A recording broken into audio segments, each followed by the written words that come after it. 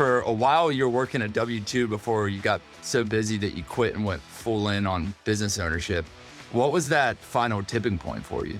Yeah, so I had a full-time job. The final tipping point really was I knew I didn't want to do that forever. So I worked for Union Pacific for 14 years and I was an engineer. And, that lifestyle is just, it's a little challenging, especially on a family. So I knew I didn't want to do it forever. And we had already started in the packaging just a little bit, kind of got our feet going in that. And then I was also building homes at the time. And then it just kind of kept growing and growing and growing. I told my wife, I said, hey, you probably, it's probably time you hang up your job and start, doing this. And it just, everything kept evolving. I had multiple homes. I think when I finally quit, I had 6 or 7 homes going, and then she was getting the packaging up and it was starting to take steam. And that was when we kind of, I finally was like, look, I can't juggle all this. And she, well, let's do it. Let's see what happens. And, so here we are. It's so far so good. That's awesome. Are y'all still building homes? Yeah, we're trying to focus more on projects that are just a week or less. And we're really heavy in the window, door, and siding space just because those are jobs we can get in, get out. Typically 1 to 2 days on most jobs, unless you get into the siding, then we might be there a week. On the packaging side, how did that come across y'all's radar? Yeah, so that was really one of those things, I guess you'd say right place, right time. I was in Colorado and a guy had just kind of told me about it. And I said, never thought about that. Anyhow, I told Lauren, she said, Scott, we need to get in on that. And of course, he was like, you're going to have to import this all from overseas, blah, blah, blah. And I'm like, man, I don't know anybody overseas. Since then, obviously, I've got a whole list of connections now. And so it's been good, but we took a chance. We wired a bunch of money over there, $116,000 to be exact. And Wow. our lawyer was like, he's like, hey, man, you realize once you send this money, the government here can't do anything to them over there. If they take your money and run, it just is what it is. And I told him, my words were, I said, well, if this dude's a con artist, I said, I want him to come work for me. I said, because he's good. So anyhow, needless to say, it was kind of a pit in the stomach, some sleepless nights while we're sitting there waiting. I mean, everything was going. And then finally, we used UPS as our freight forwarder. And he called us one day, our guy, and he said, hey, let you know, we have a container. I don't know what's in it. Something is in there. He said, it could be a bunch of crushed up cars, but there is something in there and we have possession of it and they're getting ready to load it on the ship. I was like, whew. And then it was, another long 45 days. And all of a sudden it showed up. And, Man, it was exactly what we were looking for. there you go. I want to dig into that, but for those listening, quick way of introduction. Scott here owns JarCo. It's a printing and packaging company. They started a packaging company a handful of years ago, and then in 2022 acquired a company that largely focused on printing, so like promotional products and whatnot. And as Scott alluded to, he also started a home builder. So has a lot of business experience and exposure out in Arkansas, and really excited to chat with you, Scott. So thanks for coming on. Yeah. Thanks for having me. So kind of rewinding what we were just chatting about, there's some supplier overseas that you wired that money for. Kind of walk me through what was happening there. Yeah. So what we did is we wired enough money over there to basically buy 2 container loads. We started, JarCo came about as importing glass jars.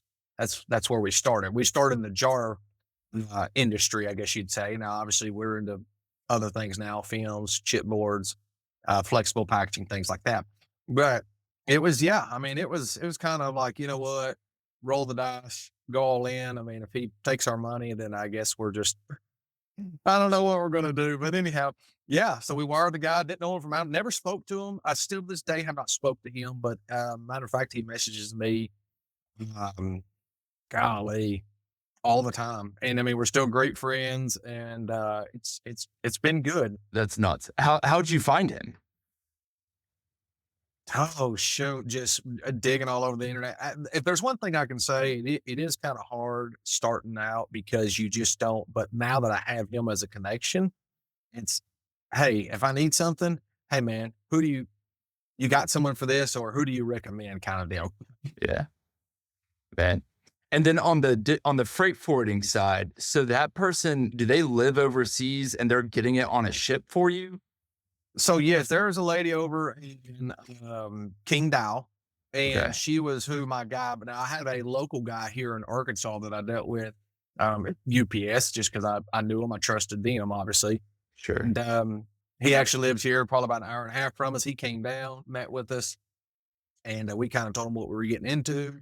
He's like, okay, yeah, and he took care of getting our bonds set up and everything, and then we let UPS just kind of take care of everything, all the way from the government clearance and all that through border patrol. And when y'all made that first order, did you already have a customer lined up to purchase the jars? We started out in the cannabis industry. That's where we started.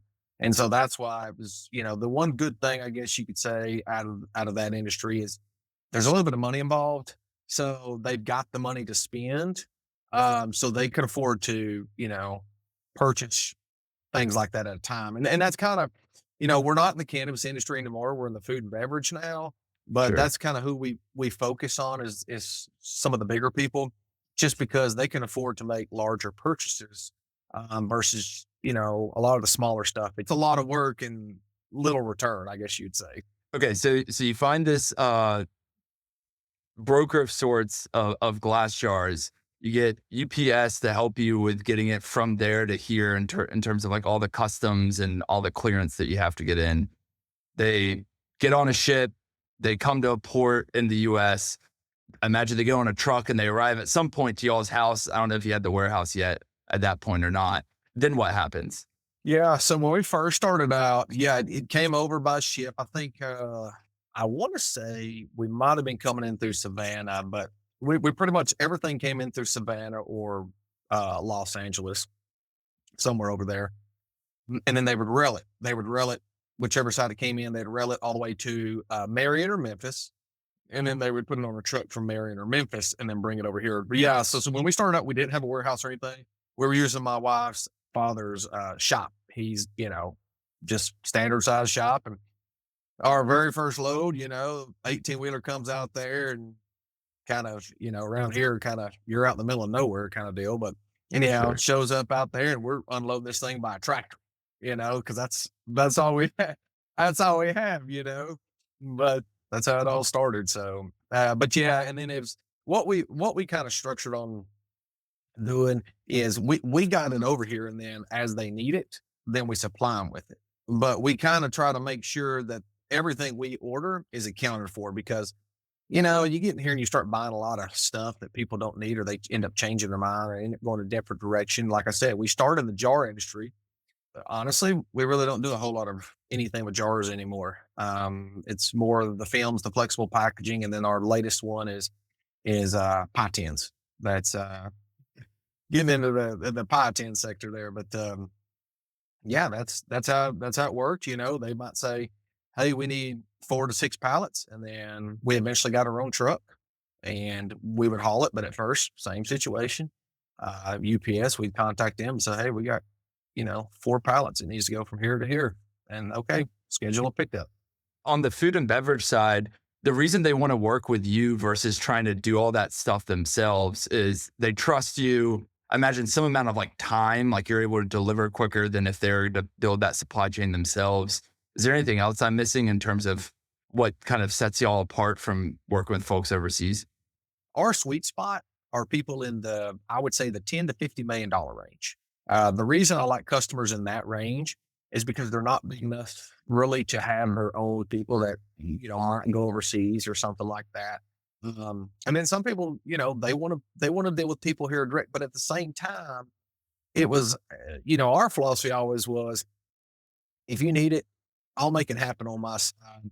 And that doesn't matter what it might be. So I remember being, on the cannabis side of things, and, we would print like labels and stuff like that in house. I mean, if it was like hey, we're going to shut down or we're not going to be able to run production tomorrow unless we had these labels, it'd be midnight, 1 o'clock in the morning. We're still running labels, but Sure. anything you needed, that's kind of what set us apart. And being able to say, hey, I need you to deliver this such and such a day at such and such time. Well, we had our own transportation.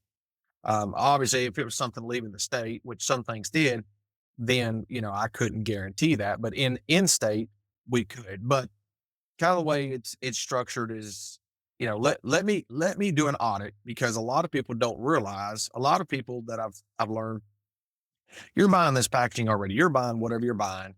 You everything's working, everything's good. But some people are just flat out getting their heads ripped off, and they don't even realize it. They don't even Sure. realize it until you come in there and say, okay, look, I can offer you the same thing, but I can save you 30%. I can save you 40%.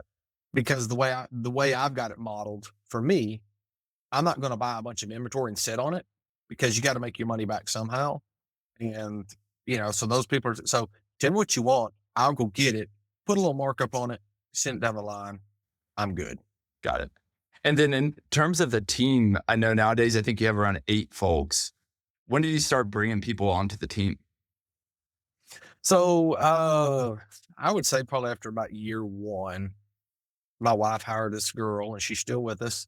And she was kind of our right hand, just whatever you need. Um, just, I mean, if it was book work, receptionist work, ordering, and now she's our full time order.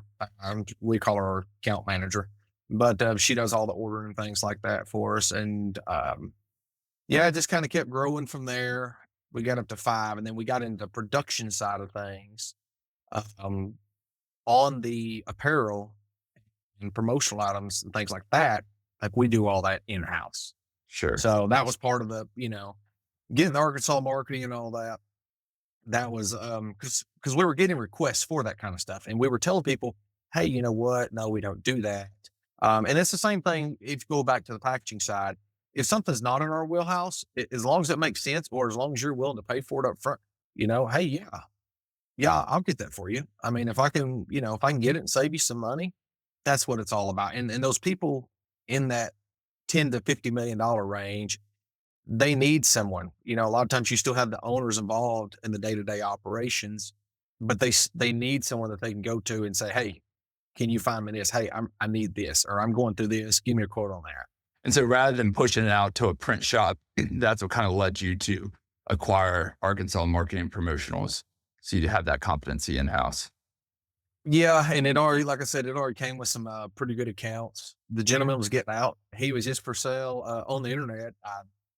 My spare time, I'll search around. I don't do it as much anymore, but I'll search around from time to time, just see what's for sale online. Think, Sure. well, if it makes sense, I might inquire, but I think right now my hands are pretty tapped. I felt like it was a really good buy, and it still is. It's been really good. On the printing side, do y'all have like offset printers, or is it largely like digital and more promotional products? Yep, it is right now. It is more of that. I've got a couple things working on the flexible side, and we're talking about. I've been talking to some guys on bringing the flexible side in, but that would be the only thing that we would do in house is the flexible packaging. Okay. Um, What's an example but of that? to be so flexible packaging, that's right here. There we go. Yeah. So, any kind of like dog treat bags, it's just, you see it all day, every day kind of deal. Just any kind of Sure. a bag that's, a flexible material. We're talking about doing that in house, but I've got to get some things kind of lined out to make that happen. But then that would be the only thing. Films and stuff like that, it doesn't make sense for us to do some things in house, unfortunately, just because what we can have it manufactured for overseas, Sure. it's, their labor rate's way less than ours. So it's cheaper to import it, pay the tariffs, and not have to deal with all the manufacturing headache Yep. that you have. Speaking of, how have tariffs impacted y'all? It's really not been too terribly bad. I can't say 100% just because. So how I guess probably about 2 years ago, we quit using UPS. And since we've had good relationships with everyone, we did what's called DDP, and we would let them take care of the tariffs and all that. And basically, how that works is they just give you a flat out unit price. So, I mean, you might see a little bit, but when you're dealing with packaging, especially like flexible pie tins, films, all that stuff, the price point is so low that, I mean, you might be talking half a penny, or, the stuff that we're dealing with is like Okay, yeah, that costs 8.7 cents, or that costs 11.44 cents. So I mean, what used to might have cost 8.1 cents now cost 8.7. There's just not really enough in there to really Sure. see. Yeah, yeah, yeah. That makes sense. As you've grown both businesses, what are kind of the similarities and differences between what it takes to run a good packaging business versus what it takes to run a good print business? I will say that picking up a packaging customer is way harder than picking up a print customer, but once you get them, they're going to be a high spender. They're going to spend, into six. It's very easy on the packaging side for somebody to spend six figures a year with you Sure. versus the printing and promotional side. Not typically anywhere close. You'd be lucky if a customer spent, 10,000 a year with you. That's pretty much kind of how it is. I mean, if you want a fast customer, if you want to pick up a customer fast, go pick up a customer in the print sector. But if you want bigger customers, go the packaging route. Sure. Sure. If that How helps at often all. are the customers crossing over and kind of getting a bit of both? It, it, once you get them, like if you get them on the packaging, you're almost always going to get them on the printing. Almost Okay. always. Versus the printing side, they may not 100% need packaging. The Sure. packaging guys will always need the printing because they're always going to buy either company apparel, corporate apparel, whatever, promotional giveaways, advertisements, things like that. So that one's a little bit easier versus, the printing industry. We can hit schools, churches, any kind of organization, mall teams, obviously businesses. They're a lot easier to capture. Sure. When you think about growth, obviously, uh, you have limited hours in a day. What is the big focus? Is it like growing packaging customers or adding competencies like the flexible stuff to the print business? How do you think about that? You're 100% right there. There's not really enough time in a day, and we're at the point in our business we need salespeople. I mean, me and my wife obviously are focused on uh, taking care of the packaging, just because it's a lot to learn on the packaging side versus the print side. It's a little bit easier. We're really at a point now. We need some salespeople, and we've tried to go that route and do more like 1099 kind of stuff, like Sure. a 1099 salesperson. But it's hard to find good people and people that are motivated, that want to go out and grind and understand that I've got to grind for a little bit, but down the line, if I stay with it, I'll start making really good money. Because when those customers reorder, that's your customer. Are you gonna try to hire those roles in Arkansas or have more kind of remote? Yep, I'm trying right now. I mean, if anyone wanted to work remote, that would be perfectly fine. Our latest customer that we picked up on the packaging side, my thing on the packaging is always let me just audit you. If I can't beat your price, then I don't expect you to want to change. Because I mean, at the end of the day, it's not like I have anything to offer that's just over the top. I mean, obviously, I'm not doing this stuff in house. Which in the print industry, if I let you in on a little secret, the biggest players in the game aren't even doing it in house. They just contract it all out. But There you that's, go.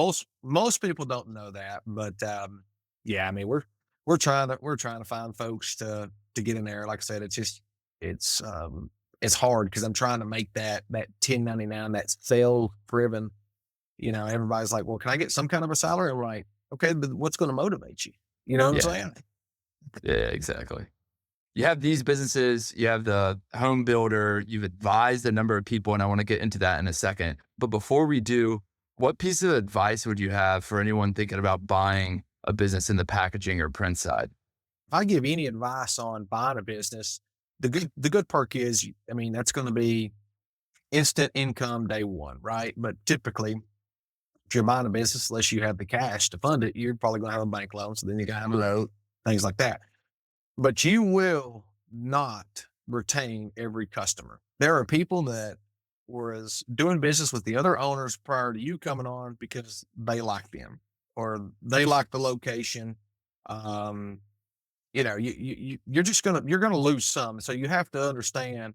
I say as a rule of thumb, you're gonna lose 20% of your customers because they're going there for that person. Or if they're on the fence of switching for whatever reason of looking another route, that's gonna be their exit strategy. Oh well, Bob sold the company. I'm going to go over here now kind of a deal. So you are going to lose some customers. That's just the nature of it. The best advice I could give is to do your due diligence, search them forward, front, back, side to side, go through all their stuff. If they've got files or folders, go through it. Because if somebody is wanting to get out, unless they're retiring, but if somebody's wanting to get out that's middle-aged or anything like that, there's a good chance there's a reason for that. I know people say burnout, but there's typically more to it than that. So just do your due diligence. And if they don't want you to search through their files or anything like that, or any of their stuff, then they're obviously trying to hide something. Yeah. On the print side, what are the key metrics that you're looking at for your own business on like a weekly basis? We kind of do month trends, like where were Okay. we this time last month? I mean, for us, I know what we want to do, but at the end of the day, I know what it's going to take, and it's going to take someone's sales. Because, like, I'll give you a prime example right now. Right now, production is backed up big time. I'm having to go out there. I'm on the production floor printing, so that takes me away from being behind the computer, being able to, whether it's cold email, cold call. Hey, you know what? We're going to go hit these places today. That takes me out of the office. So Sure. that's ideally my next big step is to get a sales team in place. Yep. That makes sense. On the advising side, when we first chatted, I was impressed by how you've kind of given back to the community and helped other small business entrepreneurs earlier in their journey, kind of advising them. Mind sharing how you started getting into that? Well, I don't know if I've told you this or not, but if I wrote a book right now that was 4 pages, it would be 3 pages of what not to do, and 1 page would be what you should probably do. I, I've learned a lot over the years. I've learned the good, the bad, the ugly. I've got burned. So I'm thinking, well, I know I've seen it. I've seen people try to pull, I call them slick moves, fast moves, whatever you want to call it.